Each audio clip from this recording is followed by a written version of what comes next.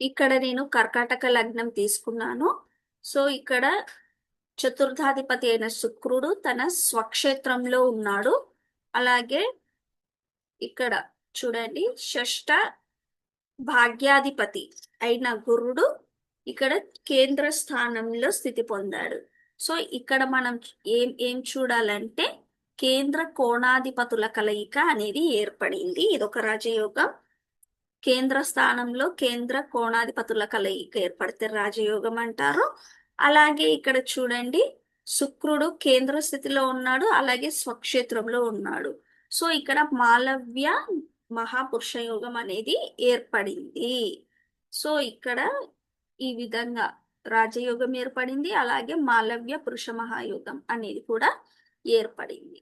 So ఇక్కడ hard work కి luck తోడవ్వాలి తప్ప లక్ కి హార్డ్ వర్క్ అనేది తోడు అవ్వద్దు. అంటే ఇక్కడ చూడండి, కోణాధిపతులు వచ్చి కేంద్ర స్థానంలో కేంద్రాధిపతులతో కలవాలి తప్ప కేంద్రాధిపతులు వెళ్ళి కోణ స్థానాల్లో కలవకూడదు. ఈ విధంగా మనం అర్థం చేసుకోవాలి. ఇదండి. నా ఈ వీడియో మీకు నచ్చినట్లయితే లైక్, షేర్ అండ్ సబ్స్క్రైబ్ చేయండి. సో ఇది భావాలు అనేది మీరు యాడ్ చేసుకోవచ్చు దృష్టులను బట్టి. అలాగే ఏ స్థానాధిపతులు ఇవన్నీ యాడ్ చేసుకొని దశలు వచ్చినప్పుడు అవి వర్క్ అవుతాయని మీరు అర్థం చేసుకోవాలి. ఓకే.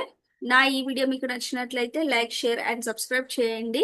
మీ జన్మ జాతకం గురించి తెలుసుకోవాలనుకుంటే నా ఈ నంబర్ని సంప్రదించండి. అలాగే మీరు ఈ కోర్సు నేర్చుకోవాలనుకుంటే నా ఈ నంబర్ని సంప్రదించండి. ధన్యవాదాలు.